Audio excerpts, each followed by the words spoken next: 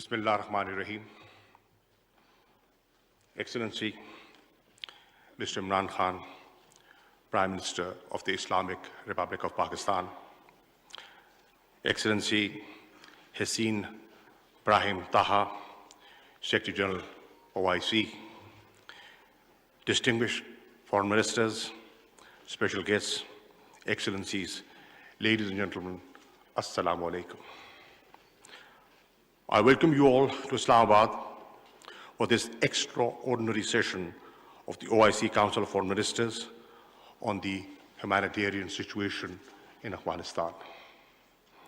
Let me start by commending the Kingdom of Saudi Arabia, the OIC Summit Chair, for its leadership in convening this extraordinary session.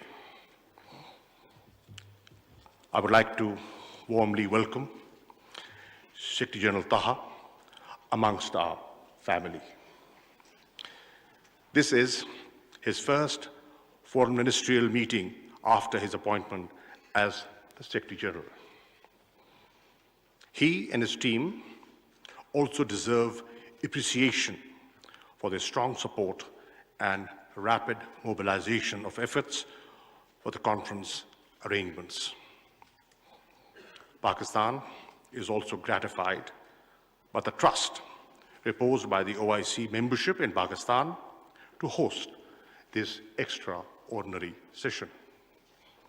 Excellencies, your presence here today at such a short notice affirms the importance that the international community as a whole and the OIC in particular accord to the well-being of the people of Afghanistan. For the people of Afghanistan, the significance of this gathering goes beyond mere symbolism. It is a matter of survival for them. As we speak, over half the Afghan population, 22.8 million people, a number larger than entire populations of over 2/3 of the UN member states, face food shortages. Millions of Afghan children are at risk of dying from malnutrition. This situation has been brought about to this pass by a multiplicity of factors. Prolonged drought, years of conflict, poor governance, and Afghanistan's excessive dependence on foreign aid.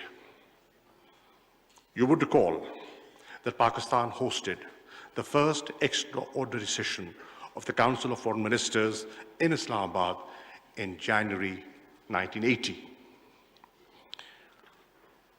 41 years on, Pakistan is again obliged to host another extraordinary session to discuss the ongoing humanitarian crisis in the same country.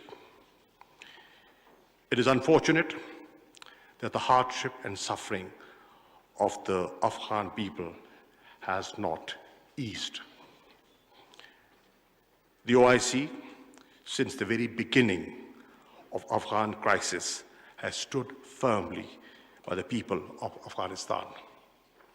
It has consistently supported the right of self-determination, of political and economic emancipation of the people of Palestine, and of the Kashmiris suffering under illegal occupation. History is our witness that this organization, even amidst major global political turbulences and crisis, has not only consistently supported the rights of the people, but also called upon the rest of the international community to act and think beyond their domestic and internal political and economic compulsions.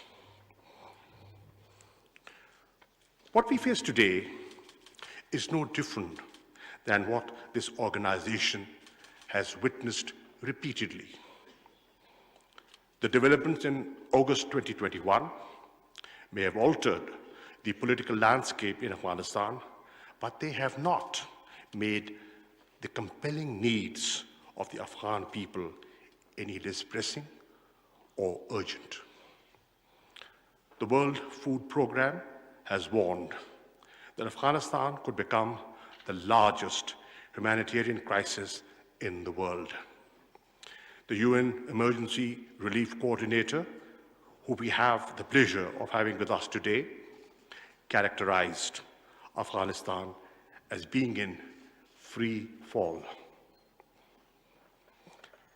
These are dire warnings by those with the most intimate and direct knowledge of the grave situation on the ground in Afghanistan. This is a moment to extend a collective helping hand. It is not the time to withhold support. Pakistan concurs with the UN Secretary General that humanitarian support must be provided without conditions. I am confident that I speak for the OIC membership today in reaffirming that this gathering is about the people of Afghanistan, and the only message it wishes to send is one of our unity of purpose and resolve. On its part, Pakistan has demonstrated that its approach towards Afghanistan is guided by the urgent humanitarian concerns. Notwithstanding our state of relations with India, as a special gesture of goodwill towards the Afghan people, Pakistan has decided to allow transportation of 50,000 metric tons of wheat and life-saving medicines from India to Afghanistan through the land route. This organization and the Islamic Ummah as a whole has come forward to offer its hand of partnership to the United Nations, international financial institutions, and major donors to bring to bear collective expertise in pushing against the unfolding humanitarian crisis in Afghanistan. Let me also express my gratitude to the United Nations, IFIs, regional organizations, and other members of the international community for responding positively to Pakistan's call again in such short notice, to sit with us here in Islamabad and look for ways to alleviate the human suffering in Afghanistan. Ladies and gentlemen, as an immediate neighbor, Pakistan is a witness to and is maximally impacted by the growing humanitarian travails of Afghanistan. We cannot ignore this reality. As the situation stands, we cannot rule out the danger of complete economic meltdown in Afghanistan. The Afghan economy is likely to witness a contraction of 30% within a year unless the tide is stemmed. Cash is needed to revive the economy, to pay salaries, restore small businesses, and reboot the banking system.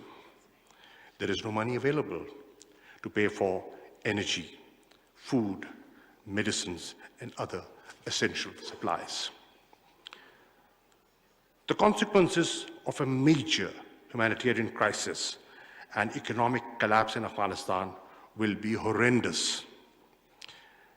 Massive human suffering, mass exodus of Afghan refugees, radicalization, terrorism, and instability, with grave consequences for regional and international peace and security. We must not allow this to happen. Ladies and gentlemen, for its part, Pakistan is doing all it can to help our Afghan brethren. We have committed $30 million in assistance to Afghanistan, humanitarian assistance, of around 1,700 metric tons of relief goods has already been provided. Our efforts are inspired by an abiding vision of solidarity and goodwill for Afghans. No other country stands to gain more from peace in Afghanistan than Pakistan. A peaceful, stable, prosperous Afghanistan will offer a rich peace dividend for Afghanistan, Pakistan, and the entire region. Excellencies, this extraordinary session must usher in visible change and signal to the people of Afghanistan that we are united in helping them stabilize their economy and country. OIC can act as a catalyst and a conduit in this regard. I propose a 6-point framework for the OIC to lead. First, we could create a vehicle within the OIC to channel immediate and sustained humanitarian and financial support to the Afghan people, including from pledges by the OIC member states and other donors. Second, we should agree to increase investment in the people of Afghanistan bilaterally or through the OIC in areas such as education, health, technical and vocational skills to the Afghan youth. Third, a group of experts comprising the OIC, the United Nations, and the IFIs be established to consider ways and means to facilitate Afghanistan's access to legitimate banking services and to ease the serious liquidity challenge of the Afghan people. Fourth, we should focus on enhancing food security of the Afghan people. The Islamic Organization for Food Security can and must lead this effort. Fifth, invest in building capacity of Afghan institutions in countering terrorism and combating illicit trade in narcotics. Finally, engage with Afghan authorities to help meet the expectations of the international community, in particular, regarding political and social inclusivity, respect for human rights, especially the rights of women and girls, and combating terrorism. Excellencies, an unprecedented opportunity to consolidate peace beacons. We must not repeat the mistakes of the past. Today, we have before us a historic chance to turn the tide. The great poet, philosopher of the East, Allama Muhammad Iqbal, characterized Afghanistan as a pivot for peace, stability, and prosperity for the entire region. This extraordinary session offers us the platform to recommit ourselves to the vision of restoring Afghanistan as the beating heart of Asia. We must seize this historic opportunity. I thank you.